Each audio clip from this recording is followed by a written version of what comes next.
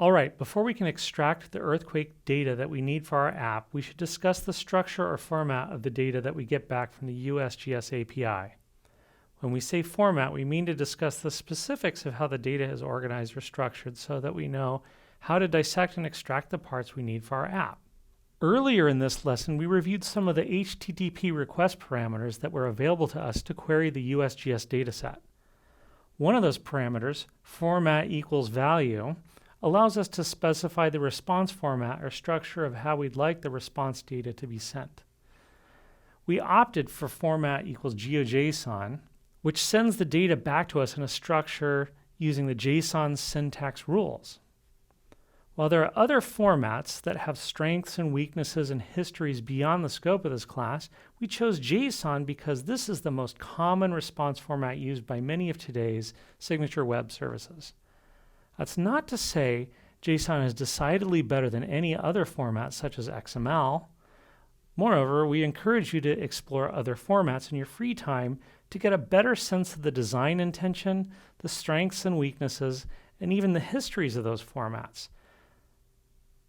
Like all technology, the web has changed rapidly over time and various formats have emerged. Rest assured, though, the experience you will gain by familiarizing yourself with JSON will also help you pick up on other formats quickly. So, let's zoom in on JSON. For the USGS Earthquake API, we have a format called GeoJSON available. GeoJSON is just a special flavor of JSON, custom tailored to represent geographical information. JSON stands for JavaScript Object Notation. From the name, you might assume that it's tightly coupled with the JavaScript programming language. That's actually not the case.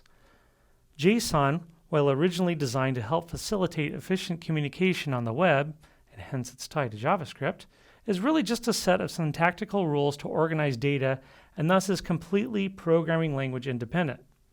So, JSON can be interpreted using any programming language of choice, including the Java code that we use to build our Android apps. Let's start to learn how to read JSON by looking at a really simple example. This example describes a kind of shoe. Let's start at the root left brace, which notes the start of a JSON object. Everything inside it before the closing right brace is its contents. You can think of these braces as a container of stuff. At the heart of the JSON syntactical structure is the notion of key-value pairing.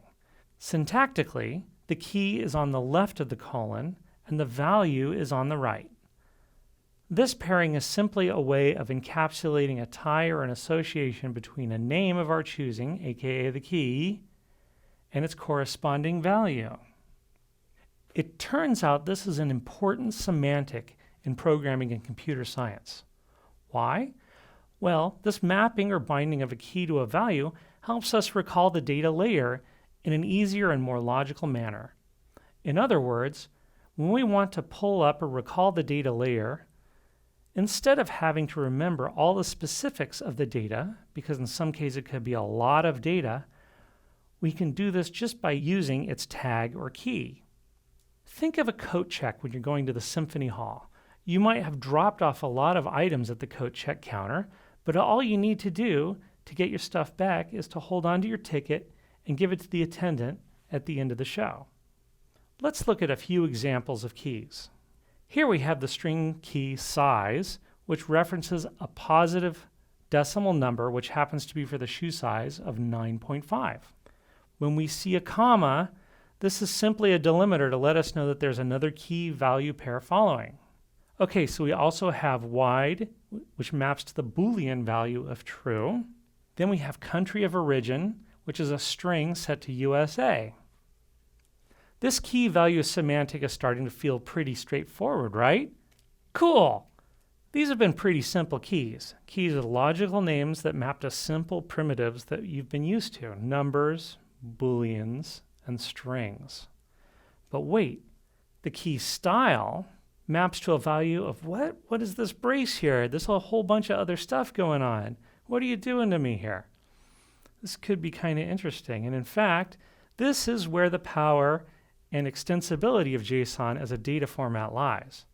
Let's take a break and we'll take a deeper look at the possible values in the next node.